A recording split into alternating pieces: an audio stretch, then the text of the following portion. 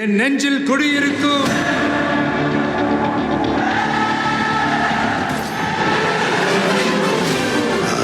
தளபதி. உங்க toilet cleaner bison toilet cleaner குவாலிட்டியை விட பெட்டர்னு நிரூபிச்சா உங்க மொத்த பணமும் ரீஃபண்ட். பைசன் டாய்லெட் கிளீனர் இப்போது 79 ரூபாயில்.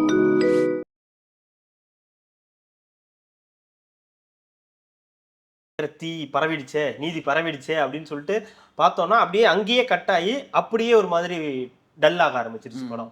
என்ன நம்ம எதிர்பார்த்தது வந்தது என்ன, இங்கே நடக்கிறது வேற ஒன்றா இருக்கேன்னொன்னே திடீர்னு ஸ்பாய்லர் உள்ள வராங்க. ரத்தினமாலா ஸ்ரீலீலா. நான் உங்கள்கிட்ட படத்தை போய் சொன்னேன், போக்கிரி படம் பார்த்துக்கிட்டு இருக்கும்போது திடீர்னு அசீன் வந்து நம்மளை வெறி ஏற்றிட்டு போகும், நீ என்ன லவ் பண்ணுறியா இல்லையான்னு.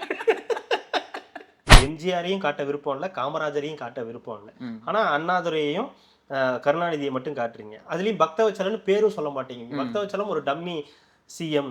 அவர் வந்து ஹிந்தி திணிப்பை வந்து விரும்பினாரு, சர்க்காருக்கு மேலுள்ள சர்க்காருக்கு அடிமையார், அப்படிதான் வந்து இதுல வந்து போர்ட்ரேட் வந்து பண்றாங்க. காங்கிரஸ் சுத்தி நடக்கிற ஒரு இடத்துல காமராஜர்ன்ற பேரே இல்லாம ஒரு படம் எடுக்க முடியுதுன்னா அப்போ வன்மமா இல்ல காட்டக்கூடாதுன்ற எண்ணமா என்னன்றதை நம்மளால புரிஞ்சுக்க முடியல.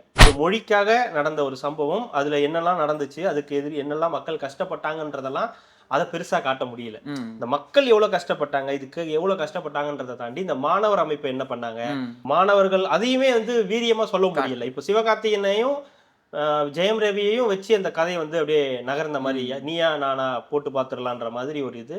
ஓவராலா இந்த படம் போய் நீங்க ஒரு தடவை பார்க்கலாம், தப்பு கிடையாது. ஆமா, ஒன்றும் மோசமான படம்லாம் கிடையாது. பட் அப்ப இருந்த திமுகவுக்கும் அப்ப இருந்த காங்கிரஸுக்கும் இப்ப எவ்வளவு வித்தியாசங்கள் இருக்குன்றத நீங்க பாத்துக்கலாம். இதை வந்து காங்கிரஸ்காரர்கள் பார்க்கறத தவிர்க்கிறது நல்லது. இன்னொன்னு சொல்லிடணும், படம் பார்த்த வந்து நாங்களும் வந்து ஹவுஸ்ஃபுல்லாலாம் பார்க்கல, 75% ஆக்குபன்சி தான் இருந்துச்சு. அது ஏன்னு தெரியல. அது என்ன உண்மையாவே விஜய் ரசிகர்கள் படத்தை பாய்காட் பண்றாங்களா? ஏன்னா ஒரு சனிக்கிழமை லீவு நாள்ல எல்லாருக்கும் லீவுன்னும் போது ஏன் அந்த படத்துக்கு ஒரு கூட்டம் இல்லை அப்படின்றது சரியா தெரியல. ரெட்ரோலுக்ஸ் நேயர்களுக்கு வணக்கம். இன்றைய கார்த்திகை விஷயம் நிகழ்ச்சியில் நம்ம இன்னைக்கு ரிலீஸ் ஆகிருக்கிற இந்த பராசக்தி படம், அதை பற்றி நம்ம பார்ப்போம். வணக்கம் கார்த்திக். வணக்கம் Joe. First day first show. தீ பரவட்டும் சொல்லிட்டு நம்மளே போய் நீதி பரவட்டும், தீ பரவட்டும், அதையே மாத்தாதீங்க, நீதி பரவட்டும். ஃபர்ஸ்ட் அந்த தீன்றது மைண்டுக்குள்ள ஏறிடுச்சா, அதுக்கப்புறமேட்டு திருப்பி அது பெரிய இம்பாக்டாவே தெரியல. எப்படியோ நீதி நிலைநாட்டிட்டோம், பண்ணியாச்சு. இந்த படத்துக்கு போனதானே சொல்றீங்க? ஆமா, அந்த படத்துக்கு போனதுதான் சொல்றேன். எப்படி இருக்குது ஓவராலா அந்த படம் அப்படின்றது உங்களோட கண்ணோட்டத்துல எப்படி இருக்குது? நம்ம பார்த்தது தான் ஆக்சுவலி ஃபர்ஸ்ட் ஹாஃப் ஒரு இதாக போய் செகண்ட் ஹாஃப் ஓரளவு நல்லா கொண்டு போயிருக்காங்க. நீங்கள் எப்படி பார்க்குறீங்க? இது முதல்ல இந்த படம் எப்படி போச்சு அப்படின்றத தாண்டி ஒரு புக்கிங் அப்படின்ற ஒரு விஷயம். பொதுவாக இப்போ ஒரு படம் ஓப்பனிங் அப்படின்றது அந்த உங்களோட புக்கிங்கில் தான் ஸ்டார்ட் பண்ணுவாங்க. பொதுவாகவே இப்போ நீங்கள் வந்து விஜய் படத்துக்கோ அஜித் அவர்கள் படத்துக்கோ இல்லை ரஜினி படத்துக்கோ நம்ம வந்து புக் பண்ணுறோன்னா நீங்கள் நினச்சி கூட பார்க்க முடியாது. ஆன்லைன் புக்கிங் அப்படின்றத ஃபர்ஸ்ட் டே ஃபர்ஸ்ட் ஷோவுக்கு நீங்கள் நினச்சி கூட பார்க்க முடியாது, அதுக்கு வாய்ப்பே கிடையாது. ஏன்னா அதை தேட்டர்ஸே பண்ணிடும், இல்லைனா அது எப்படியோ உங்களுக்கே தெரியாது, அது புக் ஆகிடும். புக்கிங்னு எங்கேயாவது நீங்கள் ஒரு 1 ஹவருக்கு முன்னாடி ரெடி ஆகிட்டீங்கன்னா கூட ஓப்பன் பண்ணி பார்த்தீங்கன்னா டிக்கெட் இருக்காது, சோல்ட் அவுட்டு தான். எல்லாமே சோல்ட் அவுட் ஆகிருக்கும். நீங்கள் எத்தனை ஸ்க்ரீனில் போட்டிங்கனாலும் சோல்ட் அவுட்டு தான் மேக்ஸிமம், இல்லைனா ஃபாஸ்ட் ஃபில்லிங்கில் இருக்கும். ஆல்மோஸ்ட் முடிஞ்சிச்சு, 1 சீட்டு 2 சீட்டு மட்டும் இருக்கும், அதை போய் புக் பண்ணுற மாதிரி அந்த மாதிரி சுச்சுவேஷன் இருக்கும். பட் ஆனால் நேற்று புக்கிங் ஓப்பன்னு போட்டுமே பராசக்திக்கு புக்கிங் இல்லை அப்படின்றது பெரிய அது ஒரு டிசாஸ்டர். முதல்ல சாப்பிட்டு சாயந்தரம் கூட பண்ணல, அதுதான் ஹைலைட்டேங்க. சாப்பிட்டு சாயந்தரமாவது பண்ணலாம்னு நினச்சிருக்காங்களா, அவங்க கூட பண்ணல. நான் கூட சரி புக் ஆகிட போகுதுன்னு நினச்சி நம்மளே ஃபாஸ்ட்டாக வந்து டிக்கெட் போட்டோம். பார்த்தா இன்னைக்கு கவுண்டரில் டிக்கெட் கொடுக்குற அளவுக்கு தான் வந்து அந்த ஓப்பனிங் இருக்கு. இன்னைக்கு என்ன சனிக்கிழமையா? ஆமாம், வெள்ளிக்கிழமை தான் பொதுவாக படங்கள் ரிலீஸ் ஆகும். ஸோ ஜனநாயகன் ரிலீஸ் ஆகலை, அதனால இன்னைக்கு பராசக்தி வந்து ரிலீஸ் ஆச்சு 10ஆம் தேதி. எல்லாரும் எதிர்பார்ப்புக்குரிய ஒரு படமாக இருந்துச்சு. அது பொலிட்டிக்கல் ரீதியாக ஒரு முக்கியமான படமாக இருந்ததும்போது புக்கிங் ரொம்ப மோசமாக தான் இருந்திருக்கு. ஸ்க்ரீன்ஷாட் வேணாலும் காட்டுறேன் வித் டைமிங்கோட. இன்னைக்கு மார்னிங் நான் வந்து பொய்யெல்லாம் சொல்லலை, விஜய் ரசிகர்கள் எல்லாமே வந்து பாய்காட் பண்ணிட்டாங்க. அப்படிலாம் சொல்ல முடியாது, பண்ணியிருப்பாங்க. ஒரு சிலர் உண்மையாகவே பார்க்கக்கூடாது, எனக்கு விருப்பம் இல்லை, எங்களுக்கு விஜய் படம் தான் பார்க்கணுன்றவங்களாம் உண்மையாகவே வந்திருப்பாங்க. சிலர்லாம் இந்த படத்தை பார்த்துட்டு ஏதாவது பண்ணி விட்டுறணும் அப்படின்ற ஒரு மூட்லேயும் வந்திருப்பாங்க. நிறைய பேர் இந்த கட் பண்ணிலாம் கூட போடுறாங்க. நல்லாவே இல்லைன்னு ஏதோ ஒரு படத்துக்கு சொன்னதெல்லாம் கூட எடுத்து கட் பண்ணி போடுறான்றத நம்ம கூட கூப்பிட்டப்போ கூட என்ன சொன்னாங்க, படத்துக்கு வரியாடான்னு கூப்பிட்ட கூட இல்ல Boycott, அவரே boycott. Boycott. அவரே சொல்லியிருக்காரு, முதல்ல அண்ணன் படத்தை பார்த்துட்டு தான் தம்பி படத்தை பார்க்கணும், அதனால நம்ம அண்ணன் படத்தை எப்போ வருதோ அதை பார்த்துட்டு நாங்க இதை பார்த்துக்கிறோம் அப்படின்ட்டாங்க. என்ன படம் எப்போ வருது, இந்த படத்தை எப்போ பார்க்கறது, சரி விடுங்க அது ஒரு பக்கம். இது புக்கிங்ல இது ஒரு பிரச்சனை. இதுதான் வந்து ஒரு மாஸ் ஹீரோவுக்கு இருக்கக்கூடிய ஒரு இது. அதாவது நீங்க எவ்வளவு மோசமான படங்கள் கொடுத்திருந்தாலுமே கூட உங்களுக்கு ஓப்பனிங்னு வந்துட்டா அது வந்து பெரிய லெவல்ல இருக்கும். அது வந்து சிவகார்த்திகேயன் இன்னும் அந்த ரீச்க்கு இன்னும் போகல. அதோட எஃபெக்ட் இந்த புக்கிங்லயே உங்களுக்கு வந்து தெரிஞ்சிருச்சு. இன்னைக்கு இதுக்கு மட்டும் சிவகார்த்திகேயன் மட்டும் கிடையாது, இதுல இன்னும் 2 ஹீரோஸும் இதுல இருக்காங்க. சுதோ கங்கோரான்ற ஒரு டைரக்டர் இருக்காங்க. இவ்வளவு இருந்துமே புக்கிங் வந்து இவ்வளவு ஸ்லோவா இருக்குன்றது ஆச்சரியமான விஷயம் தான். இல்ல இந்த 40 மில்லியன் தான் தெரியுமே, உலகத்துக்கே தெரியும். இந்த 40 மில்லியன் 50 மில்லியன் எப்படி என்ன கதைன்றது உலகத்துக்கே தெரியும். அந்த அதில் பாதி பர்சன்டேஜ் இருந்தால் கூட இன்றைக்கி ஹவுஸ்ஃபுல்லாக இருக்கும், ஆகலை. ஸோ நம்ம படத்துக்கு என்னன்றதை பார்த்துடலாம். படம் வந்து ஆரம்பிக்கும் போதே ஒரு எடுத்தோடனே கதையோடு தான் வந்து ஆரம்பிக்கிறாங்க. சிவகார்த்திகேயனோட 25வது படம் எல்லாம் போட்டு ஆரம்பிக்கும் போது கதை வந்து நேரடியாக வந்து பீரியட் ஃபிலிம் எல்லாருக்கும் தெரியும். அந்த காலகட்டத்தில் நடந்த, அதாவது 1959 அந்த காலகட்டத்தில் நடந்த ஒரு கதை. அப்போ வந்து இருந்த ஒரு புறநானூற்று படை அப்படின்ற ஒரு மாணவர் படை வந்து ஹிந்தி எதிர்ப்புக்கு எதிராக எப்படி போராடினாங்க, அதில் இருக்கக்கூடிய ஒருத்தன் கடைசியாக எப்படி அந்த ஹிந்தி எதிர்ப்பை தமிழ்நாட்டுக்கு ஒட்டுமொத்த இந்தியாவுக்கும் என்ன ஆச்சுன்றது தான் ஓவராலாக ஒரு ஒன் லைன். இதுதான் தின் லைன். இதை பிடிச்சி தான் வந்து படம் நகருது. ஒரு புறநானூற்று படையோட தலைவனாக வந்து தமிழ்நாட்டில் மாணவர் படையோட தலைவனாக வந்து சிவகார்த்திகேயன் வந்து இருக்காரு. அவர் செய்யக்கூடிய முதல் சம்பவத்திலேயே வந்து பெரிய அளவுக்கு இதாகுது. அதில் ஏற்படக்கூடிய இழப்புனால அவர் இந்த புறநானூற்று படை அதெல்லாம் விட்டுட்டு அவங்க அப்பா இறந்ததுனால ஒரு ரயில்வே இன்ஜினில் கரியள்ளி போடுற வேலைக்கு போகிறாரு. அதுக்கப்புறமா சர்க்காரில் வேலை கிடைக்கிது அப்படின்னு சொல்லிட்டு ஹிந்தி படித்து நம்ம வந்து பெரிய ஆளாகணும், வேலைக்கு போய் இதாகணும், முன்னேறணும் அப்படின்றாரு. அவருடைய தம்பி அதர்வா, அவர் வந்து இவர் விட்ட பணியை அவர் செய்கிறார். ஆனால் இவர் தான் இந்த பணியை செஞ்சுட்டு இருந்தாருன்னு இவருக்கு தெரியாது.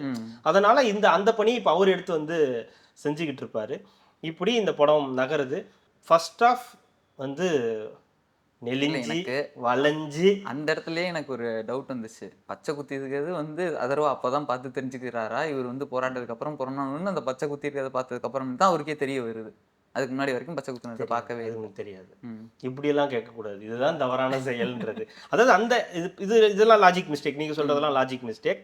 இவர் என்னவா இருந்தாருன்றது இங்க வீட்லயோ மற்றவங்களுக்கோ யாருக்குமே தெரியாது. ஏன்னா அவர் தான் இந்த மாஸ்க் போட்டுருக்காரு இல்லையா, அதனால யாருக்கும் தெரியாது. அது இல்லாமல் அந்த காலத்தில் உங்களுக்கு இதெல்லாம் கிடையாது இல்லையா, ஃபோனு அந்த மாதிரிலாம் கிடையாது உங்களுக்கு. அதனால யார் என்னன்றது அவ்வளோ சீக்கிரம் கண்டுபிடிக்க முடியாது. ஆனால் எடுத்தோடனே ஒரு ஹீரோக்கும் வில்லனுக்கும் சண்டைன்றது புதுசாக இருந்துச்சு. நேருக்கு நேர் ஃபைட்டுன்றது இருந்துச்சு, பட் யார் என்னன்றது தெரியாது. பட் நேருக்கு நேர் ஃபைட் அப்படின்றது ஃபர்ஸ்ட் இந்த இதுலேயே இருந்தது. ஃபர்ஸ்ட் சீன்லேயே ஜெயம் ரவி என்ன மாதிரியான ஒரு படத்தில் என்னவா இருக்க போறாருன்றதும் நமக்கு தெரிஞ்சிருச்சு. சரி, ஃபர்ஸ்ட் சீன் ஒரு மாதிரி பயங்கர தீ பரவிடுச்சே, நீதி பரவிடுச்சே அப்படின்னு சொல்லிட்டு பார்த்தோன்னா அப்படியே அங்கேயே கட்டாயி அப்படியே ஒரு மாதிரி டல்லாக ஆரம்பிச்சிருச்சு படம். என்ன நம்ம எதிர்பார்த்தது வந்தது என்ன, இங்கே நடக்கிறது வேற ஒன்றா இருக்கேன்னொன்னே திடீர்னு ஸ்பாய்லர் உள்ள வராங்க. ரத்தினமாலா ஸ்ரீலீலா. நான் உங்கள்கிட்ட படத்தை போய் சொன்னேன், போக்கிரி படம் பார்த்துக்கிட்டு இருக்கும்போது திடீர்னு அசீன் வந்து நம்மளை வெறி ஏற்றிட்டு போகும், நீ என்ன லவ் பண்ணுறியா இல்லையான்னு.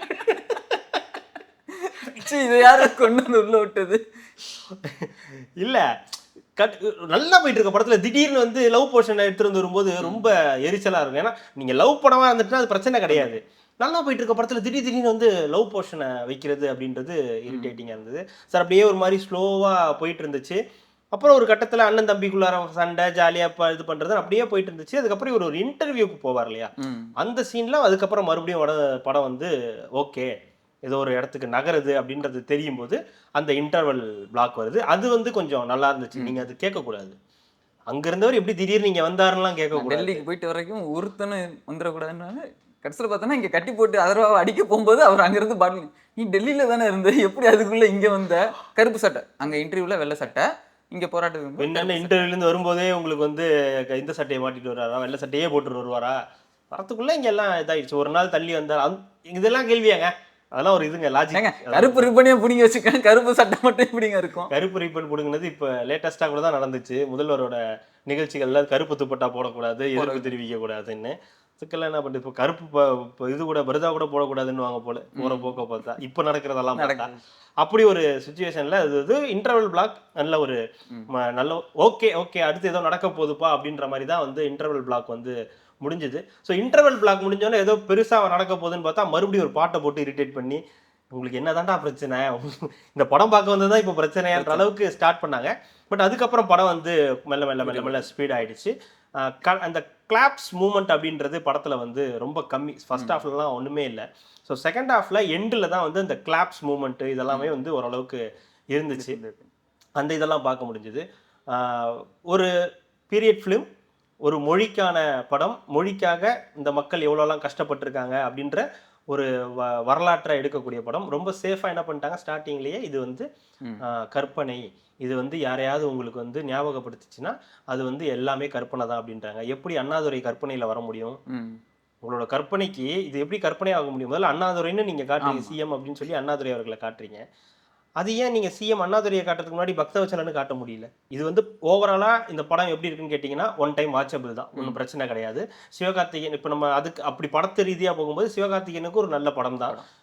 அமரனுக்கு அப்புறம் இந்த படம் வந்து ஒரு நல்ல படம். அமரன் வந்து பார்த்தீங்கன்னா இந்த படத்தில் வேற யாரையாவது நடிக்க வச்சிருந்தா எப்படி இருக்கும்னு யோசிக்குது. பட் ஆனால் இல்லை சிவகார்த்திகேயன் தான் கரெக்ட்னு சொல்கிற அளவுக்கு.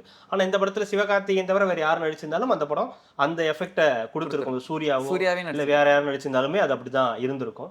பட் ஆனால் ஓகே, அவர் வந்து டீசென்ட் பெர்ஃபார்மன்ஸ் பண்ணிட்டாரு. 2-3 இடத்துல அழுவுற சீன் எல்லாமே நல்லா தான் பண்ணியிருந்தாரு. அந்த ஒரு ஒரு இது பண்ணான ஒரு பையன் இறந்தோன்னே அதுக்கு அழுவுற சீனாக இருக்கட்டும், இவர் அதர்வா வந்து இதானதுக்கு அப்புறம் வர சீனாக இருக்கட்டும், ரவி மோகனுக்கும் அவருக்கும் இருக்கிற இந்த சீனாக இருக்கட்டும், அதெல்லாமே நல்லாவே தான் வந்து பண்ணியிருந்தாரு. பட் ஒரு அந்த இது கிரிப்னஸ் பேசும்போது வரும் இல்லையா, அவர் சொன்னோடனே நமக்கு அந்த ஆக்ரோஷம் வரும் இல்லையா, அது கொஞ்சம் கம்மியாக இருந்துச்சு. பட் அந்த படமாக பார்க்கும்போது அந்த கிளைமேக்ஸ் சீன்ஸுக்கெல்லாம் வரதுக்கு முன்னாடி அந்த கிளாப்ஸ்லாம் வந்து அந்த படத்துக்கான கிளாப்ஸ்ன்னு நீங்கள் வந்து எடுத்துக்கலாம். அதே மாதிரி ரவி மோகனா இல்லை ரவி மோகன் என்கிற ஜெயம் ரவியோ பர்ஃபார்மன்ஸ் வந்து அவரும் வந்து பயங்கரமாக வில்லனாக வந்து ஃபர்ஸ்ட் டைம் பண்ணுறாரு. ஃபர்ஸ்ட் டைம் மாதிரிலாம் இல்லை, அது ஏதோ ஊர்ன மாதிரி ஆகி போச்சு. நான் இப்படி தான்டா பண்ணுவேன் அப்படின்னு எனக்கு பண்ண தெரியுன்ற மாதிரி அப்படியே அந்த தனி ஒருவனில் இருந்த அரவிந்த் சாமி அப்படியே உள்ள எடுத்துக்கிட்டு அப்படியே மெதுவாக அந்த அதாவது ரொம்ப எக்ஸ்ட்ரீம் போகாமல் பட் அதுலேயே பயங்கரமாக பண்ண முடியுன்றத ரவிமோகன் பண்ணார். அதர்வா ஓகே தான், ஒன்றும் பிரச்சனை கிடையாது. இந்த 3 பேரை பார்க்கும்போது அதர்வா நல்லா சூப்பராக இருந்தார். அது பாதியிலேயே அந்த கேரக்டர் முடிஞ்சு போனாலும் பட் நல்லா இருந்தது. இவங்க 2 பேரையும் விட அதர்வா கொஞ்சம் நல்லா பண்ணியிருந்தா அப்படி. ஸோ இது கேரக்டர் லிஸ்ட்டு. ஸ்ரீலீலா சொல்லலைன்னு நினைக்காதீங்க, சொல்ல வேணான்னு விட்டுட்டேன். விருப்பமே இல்லை அப்படின்ற மாதிரி ஸ்ரீலீலா வந்து ஒரு கேரக்டரை கொடுத்து வெறியேற்றி விட்டுட்டாங்க. அது நல்ல கேரக்டர் தான், ஆனால் ஏன் அப்படி பண்ணாங்கன்றது தான் இது வரைக்கும் புரிய. ஒரு மாதிரி அது பைத்தியமா இல்ல சமந்தாவை ஜெனிலியா கேரக்டர் பண்ணி விட்ட மாதிரி கொலாப்ஸா பண்ணி விட்ட மாதிரி. ஏன்னா திடீர்னு நல்லா பேசுது, திடீர்னு பைத்தியம் மாதிரி பேசுதுன்றதுனால நமக்கு அந்த கன்ஃபியூஷன். நமக்கு அந்த மாதிரி கேரக்டர் வந்தாலே நமக்கு முதல்ல பிடிக்காது, அது ஒரு பிரச்சனை. ஸோ இதெல்லாம் ஓரளவுக்கு இந்த கேஸ்ட் வைஸ் ஒன்றும் பெரிய பிரச்சனை இல்லை, நல்லாவே பண்ணிட்டாங்க. ஆனால் இந்த மாதிரி பீரியட் ஃபிலிமோ வரலாற்று படமோ எடுக்கும்போது நீங்கள் எல்லாரையுமே காட்ட வேண்டிய கட்டாயம் இருக்குது. நீங்கள் அண்ணாதுரையை காட்டுறீங்க, கருணாநிதியை காட்டுறீங்க. இது ஹைலைட்டே தெரியுமா, கருணாநிதியை காட்டும்போது யாருமே கிளாப்ஸ் பண்ணல. ஏங்க நீங்க தானங்க பாத்தீங்க, அப்புறம் என்ன நீ உங்களுக்கே தெரியல யாருக்கு என்னன்னா கருணாநிதி தந்ததுக்கு அப்புறம் தான் ஓஹோ இல்ல அது அந்த அச்சகத்துல இருக்கிற சீன் தான். ஓ அப்படியா, அதுக்கப்புறம் இதுல வரும்போது கண்ணாடியிலே நம்ம கண்டுபிடிச்சோம். அதுதான் பிரச்சனை. எவ்வளவு கஷ்டப்பட்டு அந்த கேரக்டர், அந்த வில்லன் கேரக்டர் வந்து கருணா அப்படின்றாங்க, அப்பயும் யாருக்குமே தெரியல இது யார் இது அப்படின்னு யோசிச்சுக்கிட்டு இருக்காங்க. அவர் நல்ல ஆக்டர் தான், சோம சுந்தர் தானே அவரு. நல்ல ஆக்டர் தான், அவராலேயே அதை இது பண்ணிக்க முடியும் தெரியல, என்னன்னு தெரியல. அண்ணாதுரையை வந்து சேத்தன் வந்து பாக்குறதுக்கு நல்லா இருக்காரு, நல்லா ஓகே அண்ணாதான் அப்படின்னு சொல்ற அளவுக்கு. ஆனா கேரக்டர்லாம் ஒன்றும் கிடையாது, சும்மா ஒரு 2-3 சீன் அதை தான் கட் பண்ணிட்டாங்களே. 25 சீனை கட் பண்ணிட்டாங்கன்னா அதை தீ பரவட்டும்ன்றதே நீதி பரவட்டும்னு வாங்கிட்டு வந்த டீம் தானே. ஓகே, அண்ணா சீன்ஸ் எல்லாம் கட் பண்ணியிருக்காங்கன்றது தெரிஞ்சிருக்கு. அண்ணாவை காட்டுறீங்க, கருணாநிதியை காட்டுறீங்க. அதே காலகட்டத்தில் தான் காமராஜன் ஒருத்தர் இருந்தார். எங்கே போனார் அவர்? கற்பனையில் வரலையா இல்லை வரக்கூடாதா அப்படின்னு ஏகப்பட்ட கேள்வி இருக்கு ஒரு பக்கம்.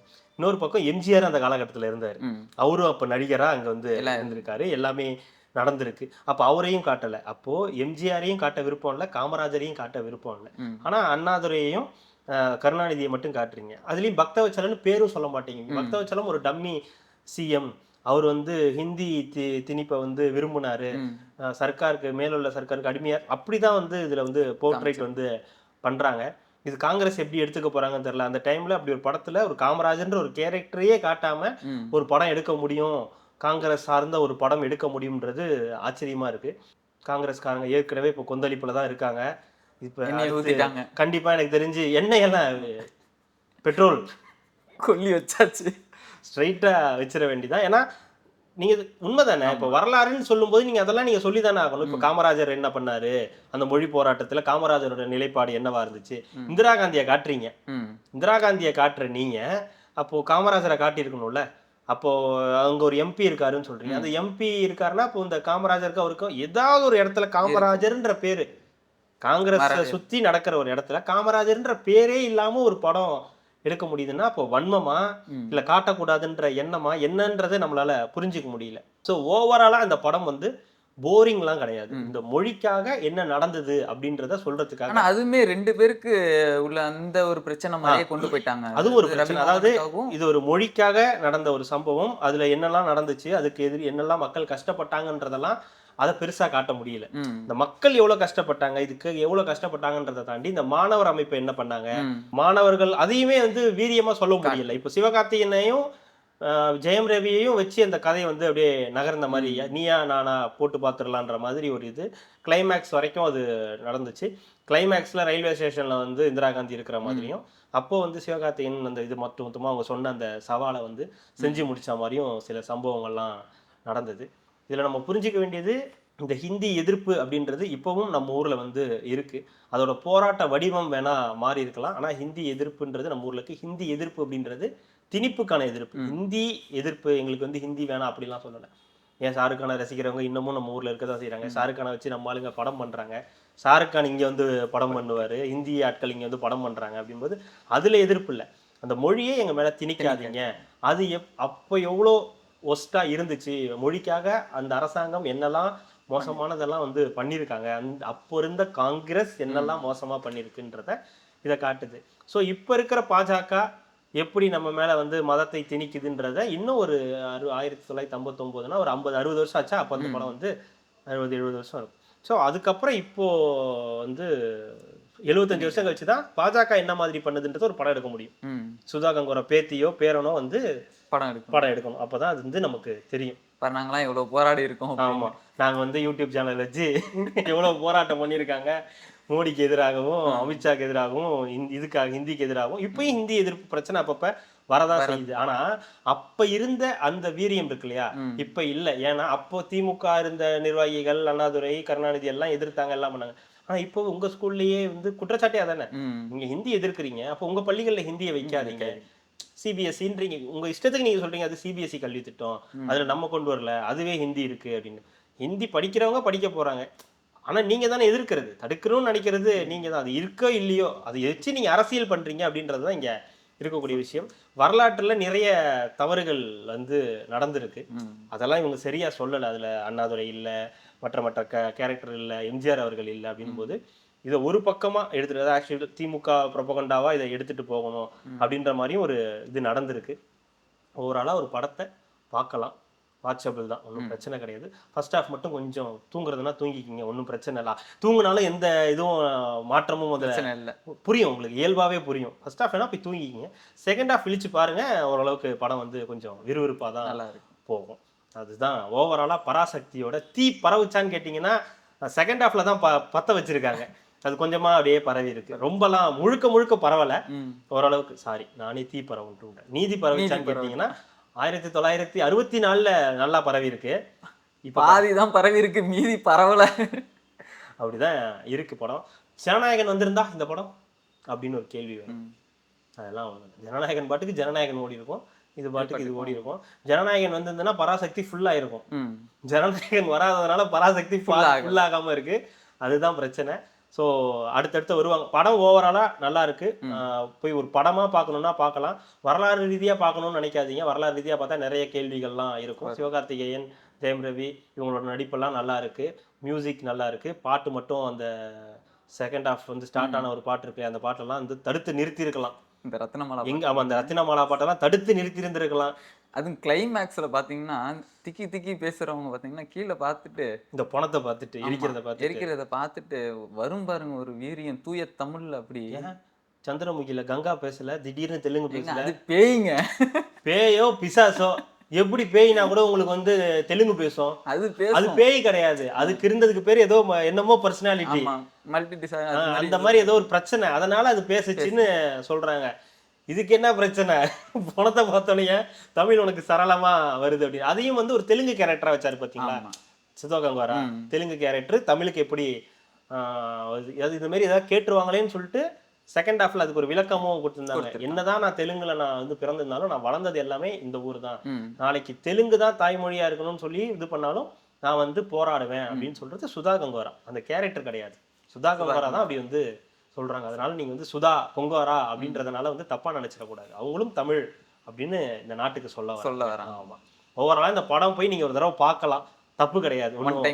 ஆமா, ஒன்றும் மோசமான படம்லாம் கிடையாது. பட் அப்ப இருந்த திமுகவுக்கும் அப்ப இருந்த காங்கிரஸுக்கும் இப்ப எவ்வளவு வித்தியாசங்கள் இருக்குன்றத நீங்க பாத்துக்கலாம். இதை வந்து காங்கிரஸ்காரர்கள் பார்க்கறத தவிர்க்கிறது நல்லது. ஏன்னா வந்து அதுல கொஞ்சம் இந்திரா காந்தியும் கொஞ்சம் ஒரு மாதிரியா தான் வந்து காட்டியிருக்காங்க, அடமண்டா தான் காட்டியிருக்காங்க. பக்தவச்சலத்தை ரொம்ப மோசமா காட்டியிருக்காங்க. காமராஜரை காட்டவே இல்லை, எம்ஜிஆரையும் காட்டவே இல்லை. அதனால ஓவராலா ஒரு படமா போய் ஒரு தடவை போய் பார்த்துட்டு வரலாம். இது வந்து திமுகவுக்கும் காங்கிரஸுக்கும் நடுவில் தீயம் வச்சிருச்சுன்னு சொல்லலாமா? பரட்டை பத்த வச்சு ரொம்ப நேரம் ஆச்சு, அது வெடிச்சிடும், கண்டிப்பா வெடிக்கும். நீங்க வேணா பாருங்க.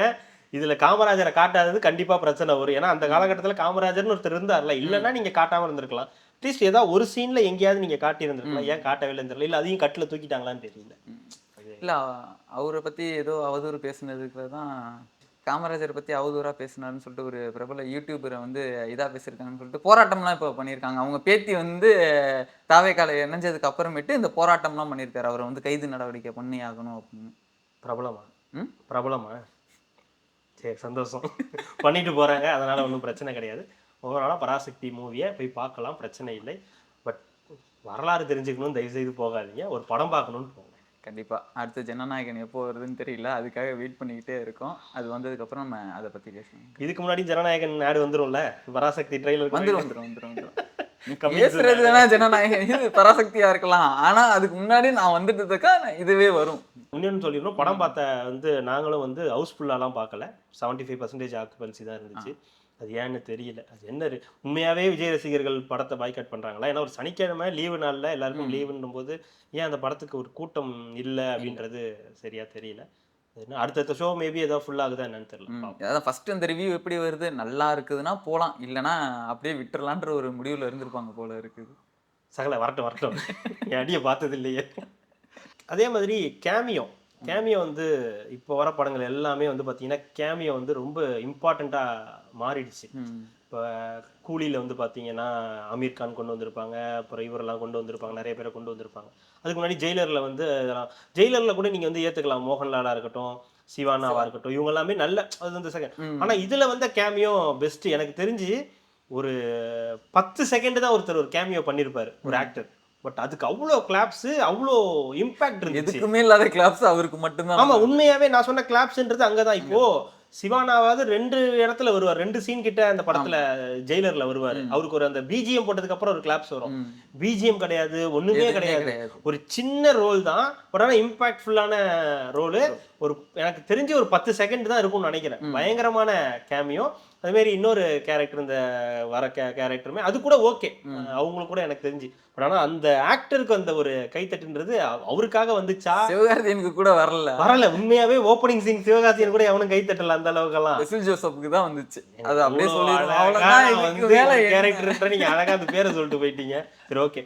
வெசில் ஜோசப்புக்கு வர சீன்ல வந்து பயங்கரமான கிளாப்ஸ், நல்ல சீன்ஸ். உண்மையாவே அது நல்ல சீனு, நல்லா இருந்துச்சு. அந்த கேமியோன்றது பயங்கரமா இருந்துச்சு. அந்த இல்ல இன்னொருத்தர் நானுமே கேட்டிருந்தேன், இது எங்கேயோ பார்த்த மாதிரி இருக்கு, எங்கேயோ நான் கூட ஹரிஷ் கல்யாணம் தான் கொஞ்சம் குண்ட ஆயிட்டு எல்லாம் இதாயிட்டு, அதுக்கப்புறம் இல்லைங்கன்னா எங்க ராணாங்க அப்படின்னு. எது ராணாவா சொல்லுங்க. அப்பப்போ அவர் கடைசியா வேட்டையில நடிச்சாரு, அதனால அது உண்மையோட இருக்கலாம். அதனால இப்படிதான் கிட்டத்தட்ட அதுலயுமே கேமியோ மாதிரி தான் வருவாரு. வேட்டையிலே செகண்ட் ஹாஃப் கிட்ட தான் வருவாரு. ஸோ எல்லாருமே வந்து கேமியோ வந்து ஒருத்து தான். இன்னொருத்தர் ஷபீர்னு ஒருத்தரை காட்டினாங்க, அவர் எனக்கு சரியா தெரியல, அவர் எந்த லாங்குவேஜ்ல, கர்நாடகாவா எங்கன்னு தெரியல, சரியான தெரியல.